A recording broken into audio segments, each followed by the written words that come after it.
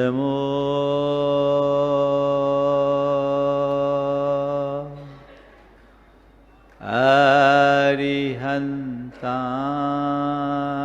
अरिहन्ताणं नमो अरिहन्ताणं जलमो सिद्धाणं नमो सिद्धाणं जलमो आयरियाणं नमो आयरियाणं जलमो उवज्झायाणं नमो उवज्झायाणं नमो लोये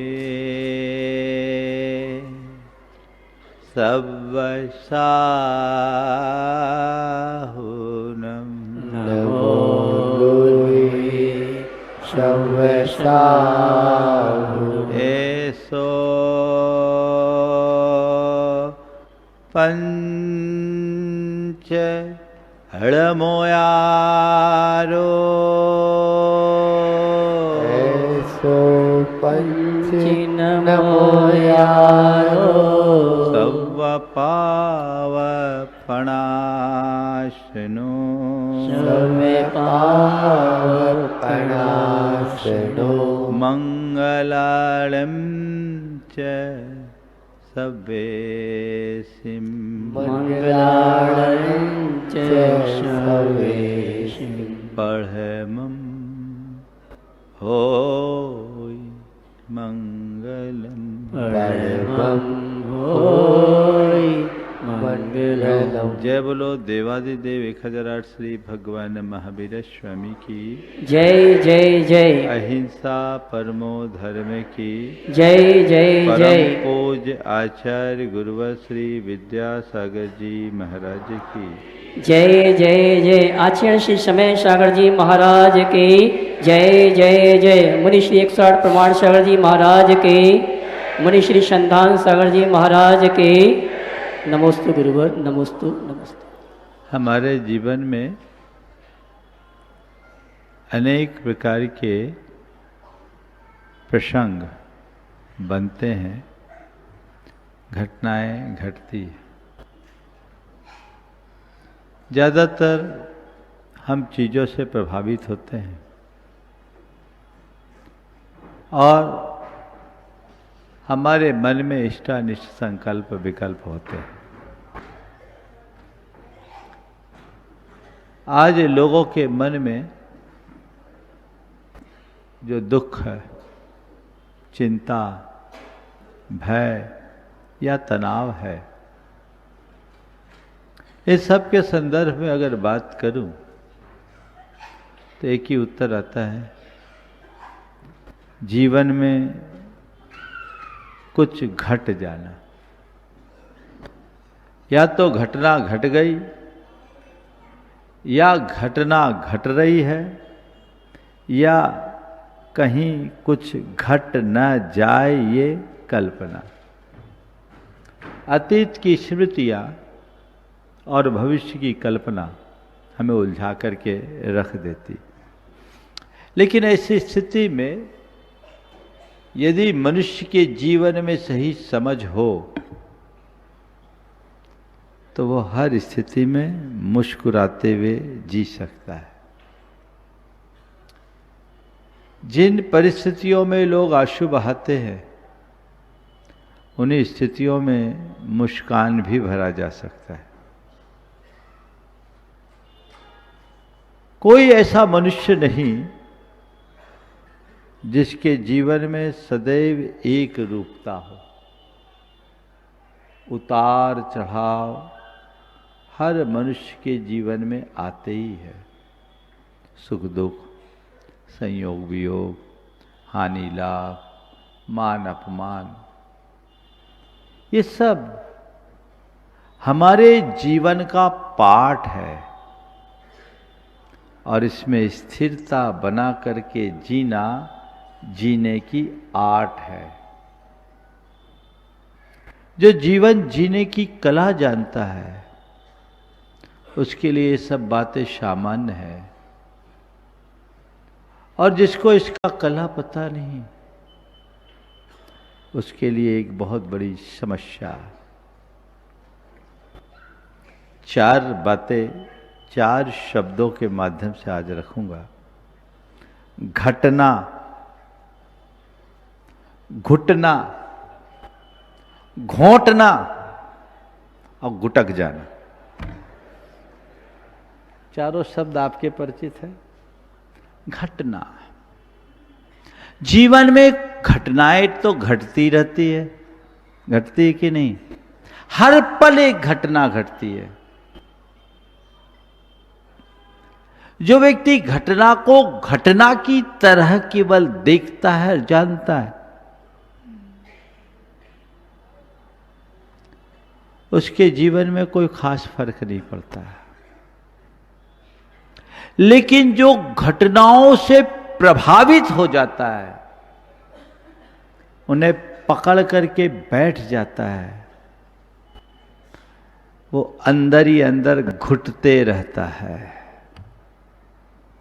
थोड़ा आप फ्लैशबैक में जाइए,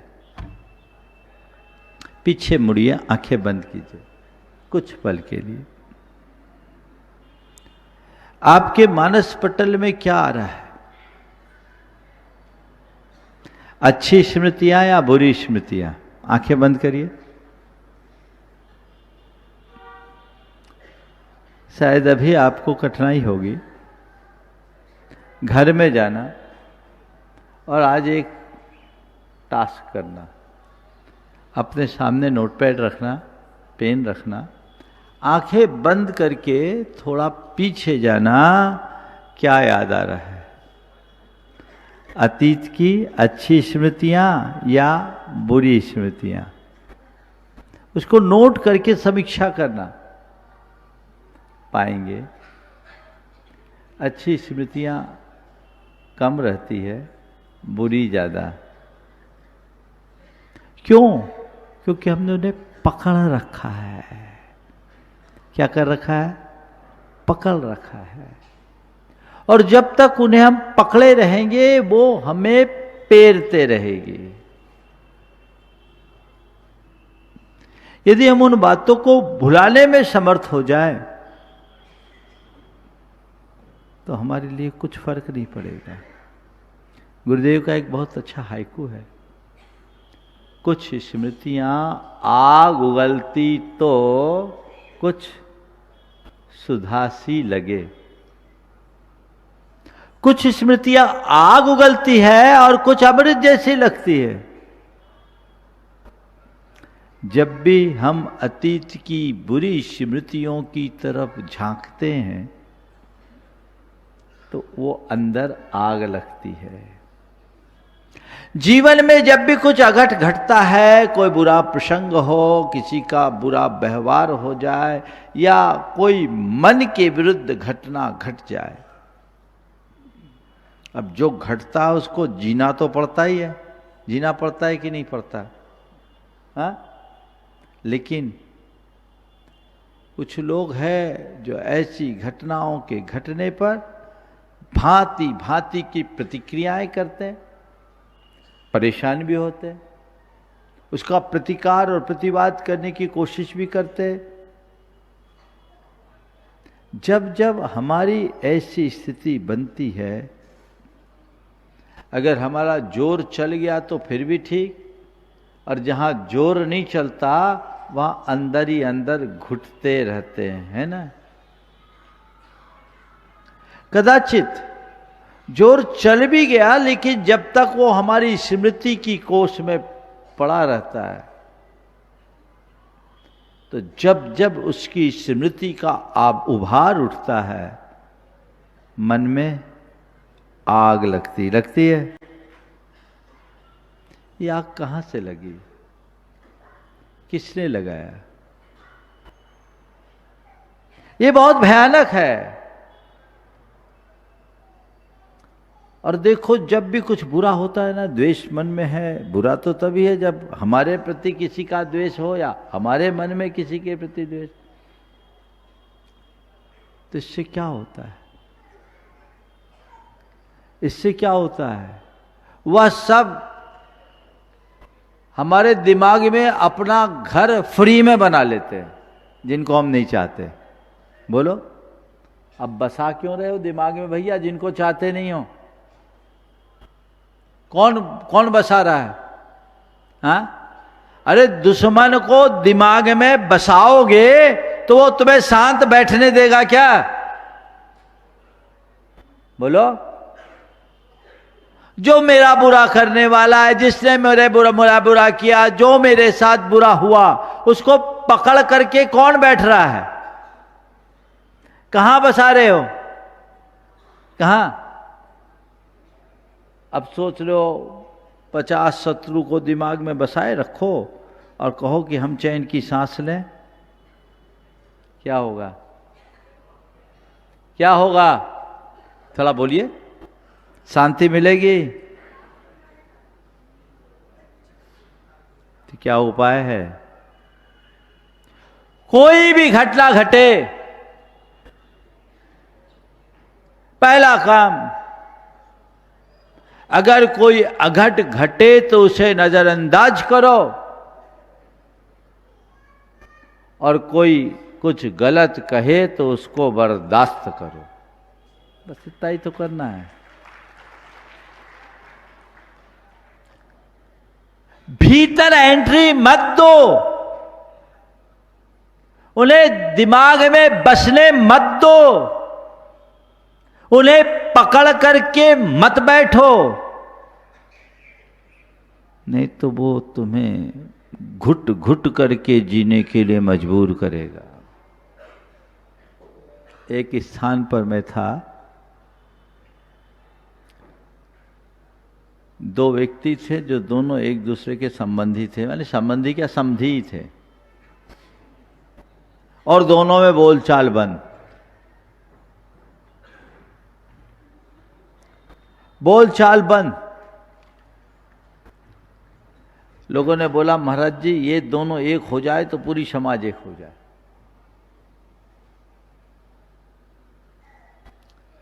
एक के घर आहार हुआ, दोनों धर्मी थे और समाज के दो धड़ों के दोनों दो अलग अलग धुरी, वहां की समाज इन्हीं दो में बटी थी। धर्मी थे, एक के आहार हुआ, आहार के बाद छोड़ने आया, सर्दियों का समय था। मैंने जैसे ही उसके समधी की चर्चा शुरू की, उसने कहा, महाराज उसका नाम मत लो, उसका नाम सुनते ही मेरे अंदर आग लग जाती है। हमने कहा, बता दे भैया कहाँ आग लगी है, सर्दी बहुत है, मैं थोड़ा ताप लूं। कहाँ आग लगी बता दे, सर्दी बहुत है, मैं थोड़ा ताप लूं। नहीं नहीं महाराज, मुझे लगा अभी ये आदमी बहुत गर्म है, इस समय बोलने से फायदा नहीं होगा। थोड़ा इधर उधर की बात की, मन ठंडा हुआ। फिर बात ही बात में मैंने इससे कहा, तुम्हारे यहाँ 2 साल पुराना कैलेंडर होगा? बातचीत के दौर में वो बोला था कि 20 साल पहले हमारे लिए उसने अपमानित किया था, हम उससे बात नहीं कर सकते। तो 20 साल पुराना अपमान अपने दिमाग में उठा रखा था। बातचीत आगे चली। मैंने बातचीत के क्रम में आगे कहा कि भैया 2 साल पुराना कैलेंडर तुम्हारे घर में होगा क्या? बोले, महाराज जी कैलेंडर कहाँ से होगा घर में, ये बहुत पुरानी बात बोल रहा हूँ। जिन दिनों लोग घरों में तो कैलेंडर टांगते थे, अब तो सब डिजिटलाइज हो गया। 1995 की बात बता रहा हूँ। तो उसने बोला कि, हमने कहा तुम्हारे यहाँ 2 साल पुराना कैलेंडर होगा क्या? बोले, महाराज कैलेंडर कौन रखता है, उसको तो हम हर महीने फाड़ देते हैं। तो हमने कहा, भाई मेरे, तू अपने घर की दीवार पर 2 साल पुराना कैलेंडर टांगने को तैयार नहीं है, तो दिमाग में 20 साल पुराना कैलेंडर क्यों टांग रखा? उस उतार फिर, उतारिए। मैं आप सबसे पूछता हूं, बोलो कितना कितना कैलेंडर, कितना कितना वजन, कितना कितना बोझ यहां भर रखे हो? भर रखे हो कि नहीं रखे हो? क्या क्या भरा है। ये घुटन उत्पन्न करने वाला है। जहां विकृति है, श्राद्ध है, वहां घुटन होके रहेगी। होगी कि नहीं होगी? घटनाओं को अपने घर में भरोगे तो घुटन होगी।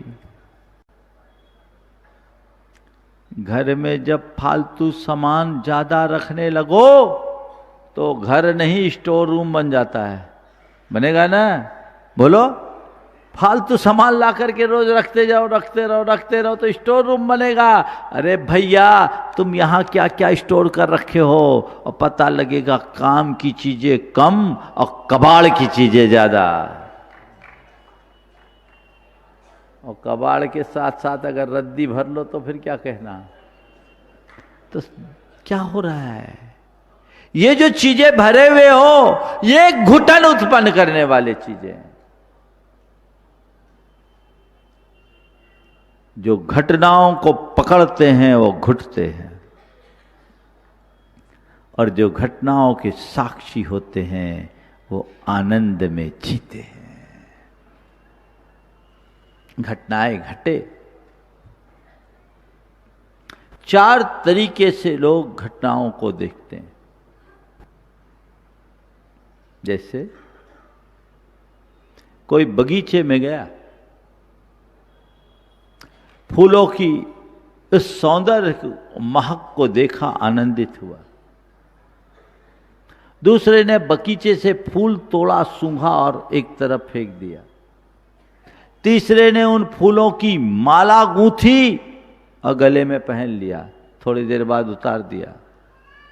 और चौथे ऐसे हैं जो फूलों का तोड़ा, उसका एसेंस निकाला और भर कर शीशी में रख लिया, इत्र बना लिया।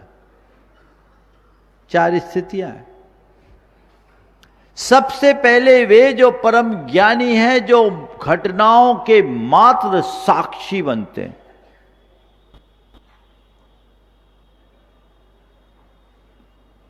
जो घटनाओं के केवल साक्षी बनते हैं।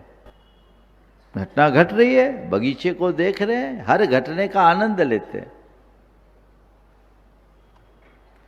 किसको तजूं, भजूं किसको, सबका साक्षी हो जाऊं। गुरुदेव कहते हैं साक्षी भाव परम ज्ञानी की परिणति है। पर ये तो बहुत कम लोग होते हैं। बोलो, कुछ भी घटे उसमें तटस्थ रहने वाले कितने लोग हैं? नगण्य। पर जीवन का आनंद केवल उनको मिलता है। बाकी लोग, घटनाएं घटती है, फूल सूंघा, फेंक दिया, कोई खास उससे पाठ नहीं पढ़ते। कुछ लोग हैं जो घटना घटती है उसकी माला गूंथ लेते, यानी स्मृतियों की माला पहन करके बैठ जाते, अपने स्मृति के कोष में उसे बिठाल देते हैं। और देख भाई, माला तो कुछ देर तक के लिए अच्छी लगती है, बाद में तो वो भी बदबू देना शुरू कर देती है। तो वही चीजें जब स्मृतियां भारी होती है, मन बेचैन होता है। लेकिन जो लोग हर घटना के घटने के बाद उसका रस निचोड़ कर रखते हैं, यानी उससे अनुभव प्राप्त करते हैं, वो जीवन को आगे बढ़ते हैं। पहला है ज्ञानी, दूसरा है अज्ञानी, तीसरा है भोक्ता और चौथा है अनुभवी। बोलो, कहां है स्थान? 1 और 4 में तो नहीं होगा, 2 और 3 नंबर में हो। या तो अज्ञानी की तरह जीते हो, या केवल भोगते हो, उसमें अपना कर्तृत्व थोपते हो, इष्टानिष्ट संकल्प विकल्प से भरते हो। मन व्यग्र और बेचैन होता है, जीवन अशांत होता है। घुटोगे। मेरे साथ कुछ न घटे, ये मेरे हाथ में नहीं है। है क्या? मेरे क्या, किसी के हाथ में भी नहीं है। पर मेरे साथ कुछ भी क्यों ना घटे, मैं ना घुटूं, ये तो मेरे हाथ में है ना? तो बोलो, हमें किधर देखना चाहिए, जो अपने हाथ में उधर, या जो अपने हाथ में नहीं है उधर? किधर? हाँ, थोड़ा जोर से। करते क्या हो ये बताओ, करते क्या हो? खूब हाथ पांव मार लेते हो, फिर बाद में कहते हो चलो भैया क्या करे, हमारी किस्मत ही ऐसी है। यदि मनुष्य तत्व ज्ञान से युक्त हो तो फिर जीवन में कोई भटकाव नहीं, अंदर तत्व ज्ञान जागृत होना चाहिए। जीवन की सही समझ हो तो घटनाएं घटे पर घुटो मत, नजरअंदाज करना सीखो, पचाना सीखो, भूल जाना सीखो, क्षमा करना सीखो, तो कभी भी नहीं घुटोगे। घुटन क्यों होगी? जब कोई विकृति है ही नहीं तो घुटन का काम क्या? तो घटना और घुटना नहीं। अब तीसरा चरण है जो साधना का चरण है। घटना कर्म का उदय, घुटना उसकी पीड़ा, उसका भोग, घोटना उसकी साधना, और गुटक जाना यानी उसकी निर्जरा। कर्म का उदय आएगा, घटना घटेगी, तुम घुटोगे, उससे पीड़ित होगे, लेकिन संत कहते उसको घोटो, साधना करो। अर्थात हर घटना के मूल में जाकर उसका निचोड़ निकालो, सार निकालो। जो बेकार दिखता उसमें भी सार निकल सकता है, दृष्टि हो। अगर तुम्हारे अंदर घोटने की कला है तो तुम बुराई में अच्छाई देख पाओगे, प्रतिकूल को अनुकूल देख पाओगे, विसंगति में संगति बिठा पाओगे, दुख में सुख खोज पाओगे, नुकसान से भी नसीहत ले पाओगे, आपदा में भी अवसर खोज पाओगे। दृष्टि तो चाहिए। घोटो, घोटने की आदत है महाराज? घोटने की आदत तो बस एक ही है, हम तो अपनी बात घोटते हैं। घोटना सीखिए, मंथन कीजिए। अगर वो मंथन की प्रक्रिया हमारे जीवन में घटित होने लगी तो तय मानिएगा हमारा जीवन निहाल होगा। और फिर जब आपने घोट लिया, ठंडाई घोटते ना आप लोग, हाँ? तो घोटने से क्या होता है, उसमें नया रस प्रकट होता है। ठंडाई में जितनी भी सामग्री डालते हैं आप लोग, क्या क्या डालते हैं, है ना? हाँ, बहुत सारी चीज़ें डालते हैं, अपने को अभ्यास नहीं है। सौंफ डालते हैं, इलायची डालते हैं, बादाम डालते हैं, पिस्ता भी डालते होंगे, काली मिर्ची डालते, खसखस डालते, सब डाल दो और एक डब्बा में रख लो, उसका स्वाद आएगा क्या? बोलो, ठंडाई में स्वाद कब आता है? जब उसको घोटते हो, है ना? कोई भी चीज को घोट देने से उसमें एक नया रस प्रकट होता है। जीवन में घटित घटनाओं को घोटने से नया रस प्रकट होता है। उसे घोटो, उसका सार निकालो, उससे सीख लो, उससे शिक्षा लो, उससे प्रेरणा लो, उससे समझ विकसित करो, अनुभव लो। और फिर क्या करो? उसे गुटक लो, घोट कर पी लो, हो गया। और जब घोट कर पियोगे ना तो पचाने में भी समर्थ हो जाओगे, फिर तुम्हारे जीवन में कहीं कोई कठिनाई नहीं हो सकेगी। काश हमारे अंदर ऐसी वृत्ति घटे और हम अपने जीवन को सही दिशा में आगे ले जा सके। छोटी छोटी बातों में जो व्यक्ति प्रतिक्रियाएं करते हैं, थोड़ी थोड़ी घटनाओं से जो परेशान हो जाते हैं, पल पल में जो लोग विचलित हो जाते हैं, वे अपने जीवन का रस नहीं ले सकते। अपने जीवन का रस लेना है, सही दिशा सही दृष्टि अपने अंदर जगाइए ताकि अपने जीवन को धन्य किया जा सके। आज काफ़ी समय हो गया, आज सभी पुराने जिनालयों का वंदन करके आ रहे हैं, वंदना करके आ रहे हैं। मन बड़ा आनंदित है, ऐसा लग रहा था विलंब हो गया, आज प्रवचन नहीं होगा, लेकिन आप लोग प्रतीक्षारत थे तो हमने कहा चलो भाई कुछ न कुछ सार तो देना ही चाहिए। तो जो आज बातें कही गई है, घटना, घुटना, घोंटना और घुटकना, इसे आप याद रखिए। इन चारों क्रियाओं को ध्यान में रखेंगे, सुनिश्चित रूप से आगे बढ़ सकेंगे। हाँ, आज अभी आप सब लोगों को, कल विधान में जिन लोगों को भाग लेना था, बहुत आयत लोगों ने शकलीकरण करा लिया, बहुत से लोग वंचित हो गए, तो उनका आज अभी होगा, आप लाभान्वित हो।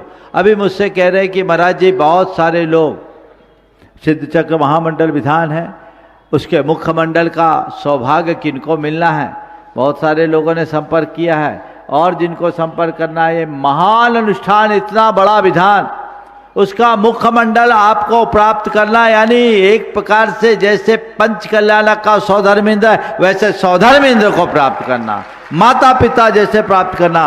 108 नहीं, अब तो 151 के करीब मंडल हो गए, उतने मंडलों का मुख्य पुण्यार्जक बनना। इतना बड़ा सिद्ध चक्र अपने जीवन में कभी नहीं कर पाओगे जहां हजारों लोग बैठेंगे। उसका मुखिया, उसका मुख्य पुण्यार्जक जिनको बनना है, आप सब आगे आइए और उससे लाभान्वित होइए। कार्यकर्ताओं से सौधर्मिंद तो है ही वो। और देखो जितने मंडल है सब सौधर्मिंद है, लेकिन मुख्य सौधर्मिंद एक होगा। 4 मंडल है मुख्य, और उसके बाजू के 2 वो उसके मुख्य पुण्यार्जक, मुख्य सौधर्मिंद, मुख्य यजमान, श्रीपाल सब हो जाएंगे, मैना सुंदरी भी बन जाएंगे। आपका पूरा परिवार बैठेगा, आप लाभान्वित हो। मंडल तो पूरे हो गए और जो इक्का दुक्का है वो हो जाएंगे। लेकिन अभी मुझसे कह रहे कि महाराज जी बहुत सारे लोग कह रहे हैं जो पूर्ण मंडल लेने में समर्थ नहीं है, महाराज उनको भी तो कुछ अवसर मिलना चाहिए। अब मैं आप सबकी सम्मति से इनकी व्यवस्थाओं को ध्यान में रखते हुए आज आपको सम्मति दे रहा हूं। अब जो स्वतंत्र जोड़े के साथ बैठना चाहेंगे वे भी इस विधान में बैठ सकते हैं, उसकी राशि बताएंगे। और जिनका जोड़ा नहीं है, बना नहीं या टूट गया, वो अकेले बैठ सकते हैं। लेकिन जिनकी जोड़ियां हैं, जिनका जोड़ीदार है, उनसे मैं कहूंगा इतना जोर लगाओ कि तुम्हारी जोड़ी पूरी बैठे और ये जोड़ी अक्षुण्ण बनी रहे। सबको जोर लगाना, जोड़ीदार वाला नहीं, जिनकी जोड़ी पक्की हो गई वो भी बैठ सकते हैं क्या नहीं मालूम, लेकिन इतना मालूम है जो यहाँ बैठे उनकी बाद में जोड़ी पक्की जरूर हो गई। कईयों की जोड़ी पक्की हो गई, समझ गए, इसलिए लाभान्वित होइए। अभी उसकी क्या व्यवस्था वो आपको बता दी जाएगी। भैया जी यहाँ पर आप लोगों को शकलीकरण की शेष क्रियाएं करेंगे, बताएंगे। आने वाले 25 तारीख को भावना योग की आप सब तैयारी कर रहे हैं, पूरे शहर में वातावरण है, आप सबको वो प्रयास जारी रखना है। एक एक व्यक्ति को 10-10 तक समाचार पहुंचाना है, ये संदेश आप सब पहुंचाए और वो ऐसा कार्यक्रम हो मानो पूरा जबलपुर भावना योग मैं बन गया। ये प्रयास आप सबको करना है। कल परम पूज्य गुरुदेव के स्मृति में जो कीर्ति स्तंभ है उसका शिलान्यास होगा। हम लोग प्रातः यहाँ से 7:30 7:15 रखो ना, 7:15 बजे आज की भांति जाएंगे और वहाँ पहुँचते ही 8:30 बजे से शिलान्यास का कार्यक्रम, प्रवचन का कार्यक्रम। उसके बाद कल संगम कॉलोनी से आहारचर्या होगी। शंका समाधान वो कहाँ होगा आज शाम को बता।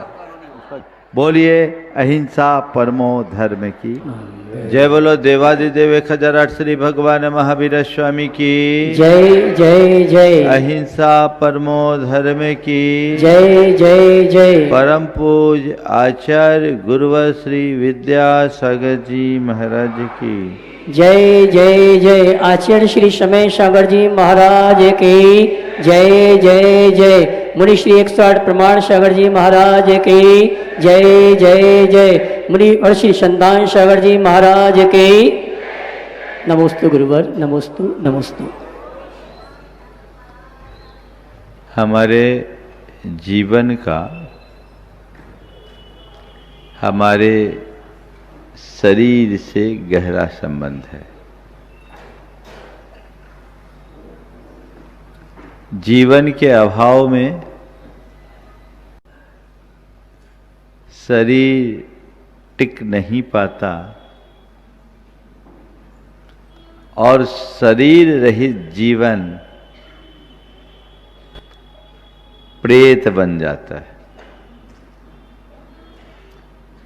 जीवन तभी तक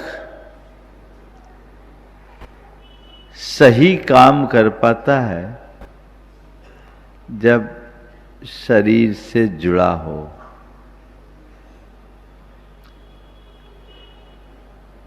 और शरीर जब तक रहता है तभी तक हम साधना कर पाते हैं। जब तक शरीर है तब तक साधना है और जब तक साधना है तभी तक शुद्धि है और जब शुद्धि है तो सिद्धि है। शरीर से साधना, साधना से शुद्धि और शुद्धि से सिद्धि। इसलिए हमारे यहाँ एक उक्ति है, शरीर माध्यम खलु धर्म साधनम। काया राखे धर्म है, ये बात आप सब दोहराते हैं। बिना शरीर के हम धर्म को नहीं कर सकते। लेकिन कोरे शरीर से काम नहीं चलेगा। शरीर होने के साथ साथ शरीर का स्वस्थ होना भी जरूरी है। शरीर धारण करने के बाद कोई बीमार हो, लाचार हो, तो उसका शरीर भी उसके लिए बोझ बन जाता है। बोलो, है ना? अगर तन अस्वस्थ हो तो मंदिर में मन लगेगा क्या? हाँ? रीढ़ में दर्द हो और ध्यान कर पाओगे क्या? पेट दुख रहा हो प्रवचन सुन पाओगे क्या? क्या हुआ? धर्म ध्यान के लिए शरीर जरूरी है, लेकिन कोरा शरीर नहीं, शरीर के साथ उसका स्वस्थ होना जरूरी है।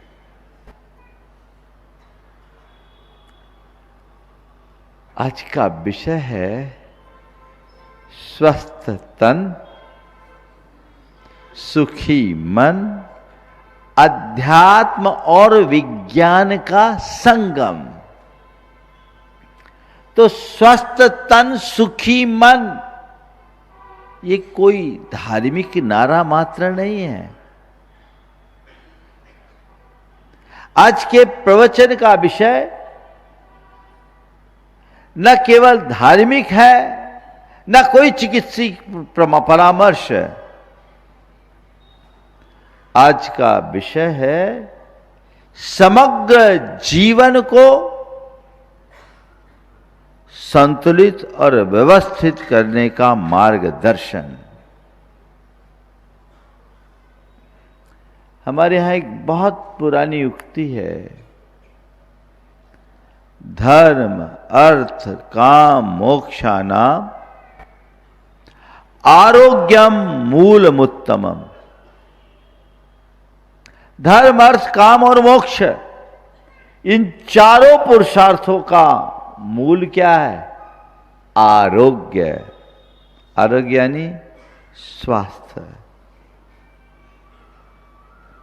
स्वास्थ्य, और स्वास्थ्य का मतलब क्या है? स्वास्थ्य का मतलब क्या है? स्वास्थ्य को बहुत व्यापक दृष्टि से विवेचित किया गया है। स्वास्थ्य का संबंध केवल तन से नहीं है, स्वास्थ्य का संबंध तन से अधिक मन से है, और मन से भी आगे चेतन से है।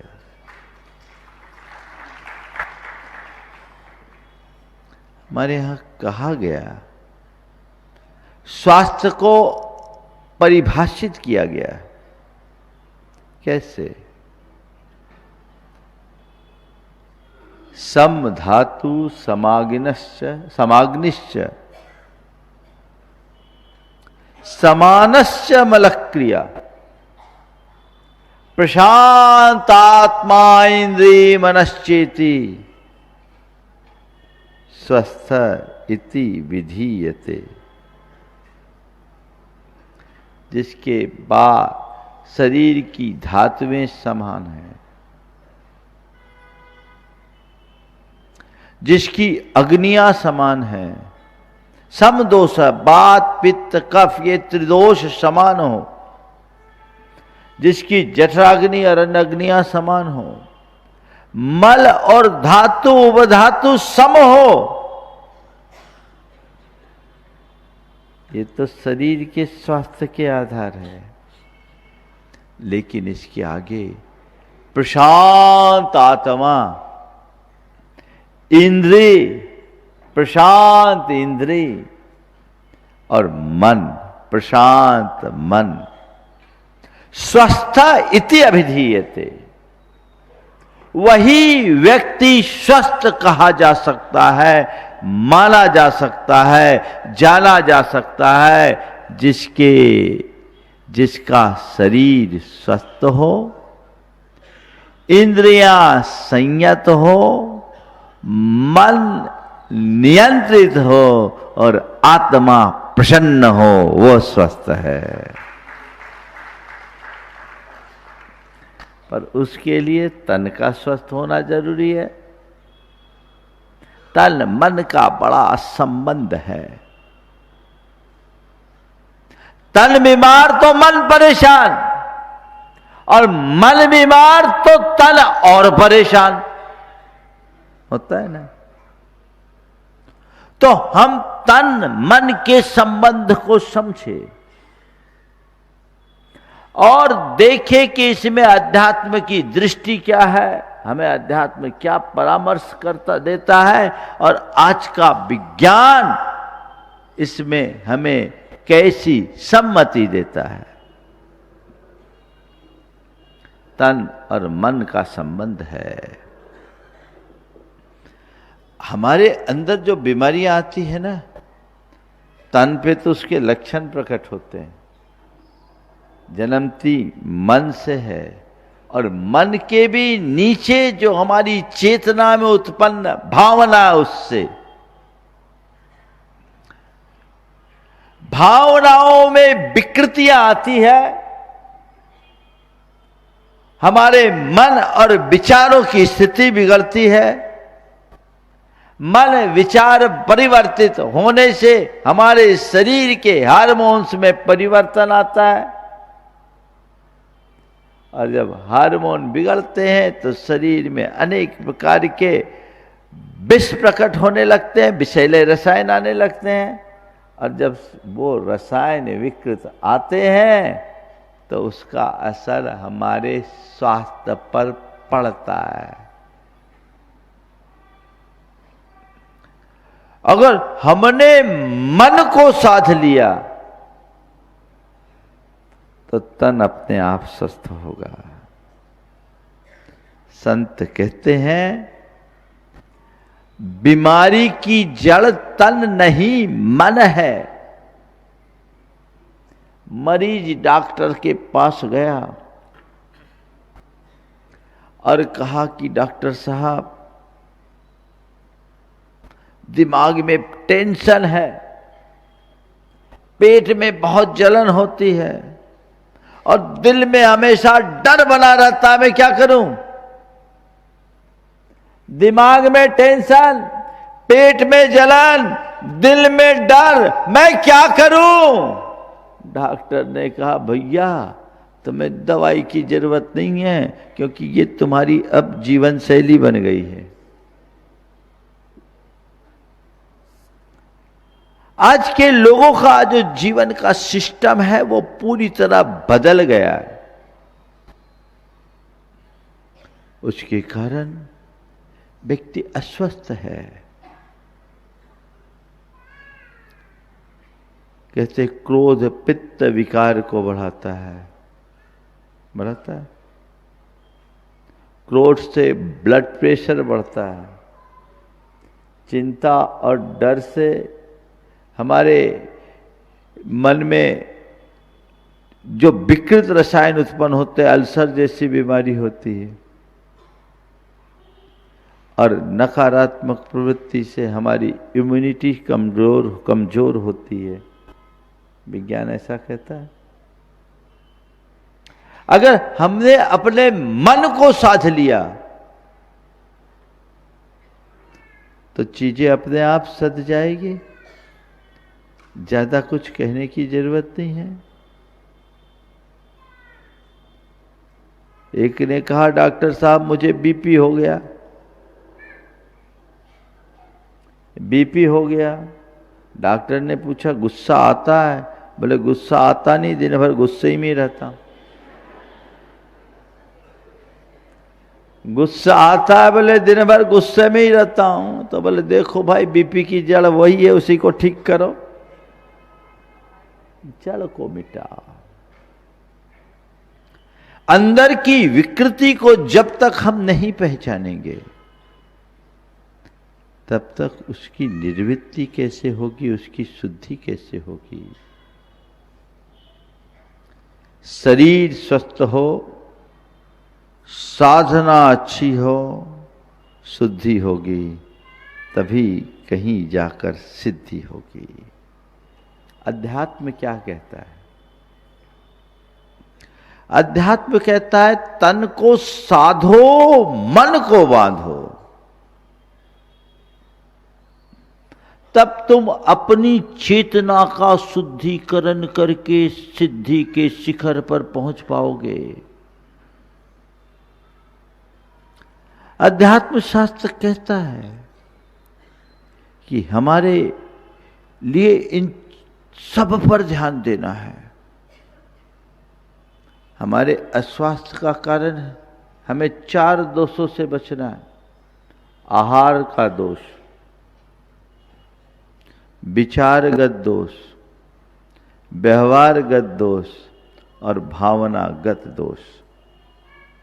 आहार में दोष, विचार में दोष, व्यवहार में दोष और भावनागत दोष। एक भी दोष होगा तुम शुद्ध नहीं, स्वस्थ नहीं रहोगे। सबसे पहले आहार की बात देख लीजिए। आज आप लोगों के आहार का हाल क्या है? बोलो।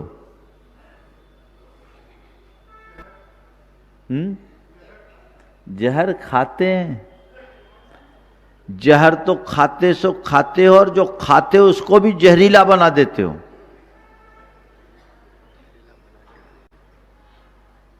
क्या है आपके आहार की चर्या? अधिक भोजन करना। हर व्यक्ति को एक सवाल करना चाहिए, आप क्यों खाते हो? बोलो। खाते हैं, कुछ भी खाते हैं, क्यों खाते हैं? एक बार मैंने पूछा क्यों खाते हैं? बोले मिल जाता है इसलिए खाते हैं। क्यों खाते हैं? कि मिल जाता है इसलिए खाते। अरे मिल जाए तो माल भले सामने वालों का, पेट तो तुम्हारा है।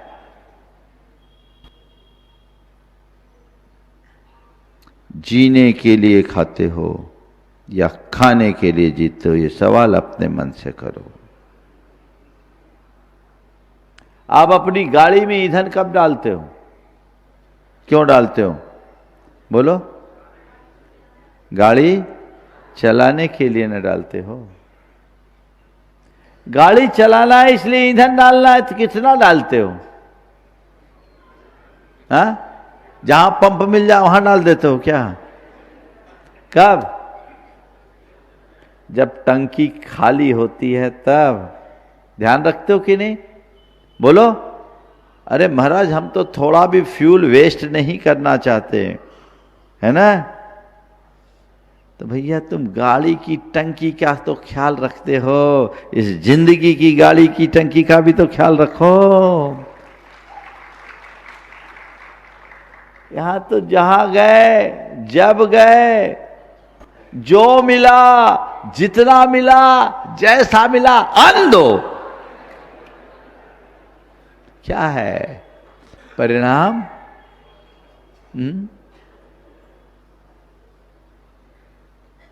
अधिक भोजन, दूसरा गलत भोजन। ओवर ईटिंग मोटापा का बहुत बड़ा कारण है। आप सबको इस बात पर बहुत ध्यान देने की जरूरत है। हमारे देश में भुखमरी से मरने वाले लोग नगण्य हैं। ज्यादा खाने वालों से अस्पताल अटे पड़े। ज्यादा खा रहे हो। क्यों खा रहे भाई? सामने वाला अनुरोध कर रहा है तो खा रहे, कोई ऑफर कर रहा है तो खा रहे, कुछ भी खा रहे, कभी भी खा रहे नहीं। अपने भोजन पर संयम होना चाहिए।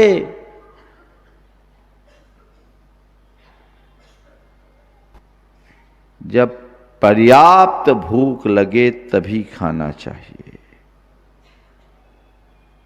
चाहे जब और चाहे जितना, कभी मत खाओ। भूख लगने पर भोजन कीजिए। अभी 2 लोगों को नोबेल प्राइज मिला, 2 वैज्ञानिकों को, जिनने भोजन पर ही शोध किया। एक ऑटोफेजी और दूसरा इंटरमीडिएट मील। ऑटोफेजी में उपवास, जो हमारे शरीर के विषाक्त कणों को खत्म करता है। हर व्यक्ति को उपवास करना चाहिए। कैंसर जैसी बीमारी भी उससे नियंत्रित होती है, वैज्ञानिकों ने यह बताया। और दूसरा इंटरमीडिएट मील, 2 भोजन के मध्य न्यूनतम 8 घंटे का अंतराल। तुम लोगों का क्या हाल है? तुम लोग तो भोजन देखते ही ऐसे टूटते हो जैसे 7 जन्म से खाए ना हो। मिल रहा है सो लो, दिन भर। और दिन भर से काम चले तो बात अलग है, रात में भी चलता है, कोई फर्क नहीं। बंधुओं, थोड़ा विचार करो। खाते समय जब भी आप खाए, कोई कितना भी ऑफर करे या आपके सामने कोई भी चीज हो, बस एक सवाल अपने मन से करोगे, आपकी जो इच्छा है वो परिवर्तित हो जाएगी। ये मैं क्यों खा रहा हूं? क्या इसकी जरूरत है? क्या ये मेरे लिए लाभदायक है? मुझसे पूछते, महाराज आप केवल सब्जियां खाकर कैसे रह लेते, वो भी उबली, बिना नमक, बिना शक्कर, बिना घी, कैसे ले लेते हो? हमने कहा भैया तुम्हें लगता है, मुझे तो लगता है कि जो मैं ले रहा हूं मेरे लिए पर्याप्त है और वही अच्छा है। एक बात ध्यान रखना, मैंने अपने भोजन में इसलिए परिवर्तन नहीं किया कि मैं बीमार हूं, मैंने इसलिए परिवर्तन किया कि मैं स्वस्थ जीवन और दीर्घ जीवन जी सकूं। आप सबको भी ख्याल करना है। अधिक भोजन कभी नहीं करिए, असमय भोजन से बचिए, अशुद्ध भोजन से बचिए, असंतुलित भोजन से बचिए। चाहे जब मत खाइए। आज अधिकतर लोग 35-40 की उम्र पार करते ही कई तरह की बीमारियों से ग्रसित हैं। उसका एक कारण सदोष आहार है। आहार आपका ठीक होना चाहिए। मैं आपसे पूछता हूं, पेट्रोल इंजन वाली गाड़ी में आप कभी डीजल देना चाहते हो? डीजल भरते हो क्या? हाँ, नहीं भरते। और कैरोसिन, महाराज उसका तो नाम भी पसंद नहीं करते। क्यों? क्यों? यदि ऐसा करेंगे तो इंजन बैठ जाएगी। इंजन बैठ जाएगी तो भैया बाहर के इंजन का तुम्हें ख्याल है, भीतर के इंजन का भी तो ख्याल रखो। क्या डाल रहे हो? शुद्ध सात्विक भोजन की जगह चाहे जो आए डालते जाओ। ऐसी गलती मत करिए। परिवर्तन लाइए, सोच को बदलिए। एक बात अपने मन में बिठा दीजिए, मैं जीने के लिए खाता हूं, खाने के लिए नहीं जीता हूं। अशोक जी पाटनी के बाबा जी थे ना, रतन लाल जी, 108 वर्ष की उम्र आयु उनने पाई। लंबी आयु, निरोगी काया, आप सब जानते हैं। उनसे पूछते थे कि आपके सेहत का राज क्या है? तो एक ही बात कहते थे, महाराज कम खानो, गम खानो और नम जानो। क्या? कम खानो, गम खानो और नम जानो। कम खाते, गम खाए यानी धैर्य रखे, संतोष रखे, संयम रखे, और नम जानो विनम्रता को साथ रखे। कितना बड़ा सूत्र है, जीवन के अनुभव से उत्पन्न सूत्र। स्वस्थ जीवन ही आपके सुखी मन को प्रकट करेगा, और स्वस्थ तन सुखी मन, इसमें ही हमारे जीवन की परिपूर्णता होगी। अध्यात्म हमें संदेश देता है कि तन को साधते हुए मन को खुश रखो, तब तुम्हारी चेतना आनंद से भरेगी।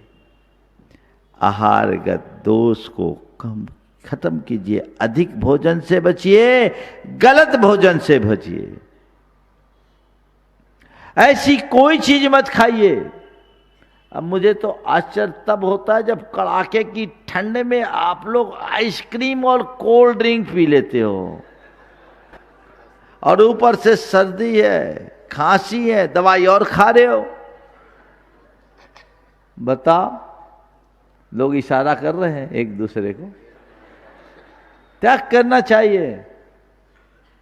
अपनी जिह्वा इंद्रिय पर नियंत्रण करो, मन को मोड़ो। मशीन बैठ गई तो क्या करोगे? बोलो।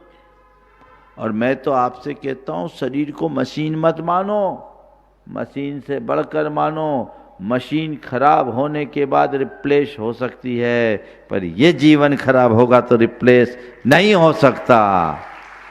तुम्हारे द्वारा खरीदी गई हर चीज की वारंटी और गारंटी है। यहां कोई है क्या ऐसा सिस्टम? कोई परवाह नहीं। थोड़ी बहुत चीजें तो है महाराज, हार्ट ट्रांसप्लांट करा लेते, किडनी ट्रांसप्लांट हो जाती, लीवर ट्रांसप्लांट होती, व्यवस्था तो आपने थोड़ी सी बना ली, लेकिन सब हो जाए तुम्हारी आयु कहाँ जाएगी। गलत भोजन से बचिए, राजसिक और तामसिक भोजन से बचना चाहिए। सात्विक भोजन लीजिए, सुपाच्य भोजन कीजिए। मैं अपने अनुभव से बताता हूं, आप लोगों की शिकायतें रहती, आहार देने वाले मुझसे थोड़े दुखी रहते हैं, महाराज आप कुछ लेते ही नहीं है। मैं अपना अनुभव बताता हूं, जब आपके हिसाब से भोजन करता था मेरी तब की एनर्जी, और जब से मैं अपने हिसाब से भोजन लेने लगा तब की एनर्जी में 100 गुना अंतर है। अधिक खाने वाले ज्यादा काम नहीं करते, कर ही नहीं पाते। शरीर में वही खाओ कि उसे पचाने में ताकत न लगाना पड़े। अब ये शरीर पचाने में लग जाएगा तो आपका काम कहां करेगा। शरीर में कितने प्रकार के टॉक्सिन्स भरे हुए हैं, उनसे अपने आप को बचाना चाहिए। अनियमित भोजन से बचिए। अनियमित, कई लोगों का कोई ठिकाना नहीं, कभी सुबह का भोजन शाम को, शाम का भोजन सवेरे। खा लिए तो खा लिए, नहीं खाए तो नहीं खाए। आजकल तो लोगों को सब खाने की फुर्सत नहीं है ना। एक बार पति आया रात के 12 बजे, कहे रोटी परोस। धर्मपत्नी झल्लाई, बोली ये कोई टाइम है तुम्हारा, रात के 12 बजे आए हो। बोले क्या करूं, मैं बहुत बिजी हूं, मुझे मरने की फुर्सत नहीं है। क्या करूं, मैं बहुत बिजी हूं, मुझे मरने की फुर्सत नहीं है। रोज रोज की इन बातों को सुनकर पत्नी भी एकदम झल्ला उठी। उसने कहा ठीक है, मरना हो तो थोड़ी ठहर कर मरना, मैं भी बिजी हूं, मुझे रोने की फुर्सत नहीं है। मैं भी बिजी हूं, मुझे रोने की फुर्सत नहीं। रोटी खाने का समय नहीं, किसके लिए कमाते हो भाई। नियमित भोजन होना चाहिए। असमय भोजन कभी अच्छा नहीं माना जाता। आज आप सबसे कहना चाहूंगा, रात्रि भोजन से बचिए, रात्रि भोजन का परित्याग कीजिए। जैन परंपरा में भोजन की शुद्धि के लिए बहुत जोर दिया गया और रात्रि भोजन से परहेज करने की बात की गई। आप जितने बैठे हो सब जैनी हो, गुरु भक्त कहलाते हो, रोज आहार देते हो, थोड़ा सोचो तुम्हारी क्या दशा है। आजकल ज्यादातर लोग रात में खाने लगे हैं। और आप देखिए उस दिन डॉक्टर वीरेंद्र कुमार जी जो जन्मना खटीक परिवार में, लेकिन तुम जैनियों से अच्छे रात में नहीं खाते। कितने लोग हैं, तुम कहां, क्यों खाते हो रात में, दिन में खाओ ना। क्या ऐसे काम नहीं चल सकता। महाराज बाहर जाना पड़ता है, नहीं मिलता है, क्या करे। नहीं मिलता है तो एक आध दिन हम लोगों को याद कर लेना। महीना में 2-4 दिन अगर एक ही टाइम भोजन कर लो, रात में ना खाओ, एक टाइम भोजन कर लो, तो क्या प्राण निकल जाएंगे। कुछ नहीं होगा। उस समय गुरु को याद करो। जब तुम्हारे गुरु पूरा जीवन एक वक्त भोजन करके निकाल सकते हैं तो तुम क्यों नहीं निकाल सकते। बोलिए अहिंसा परमो धर्म की।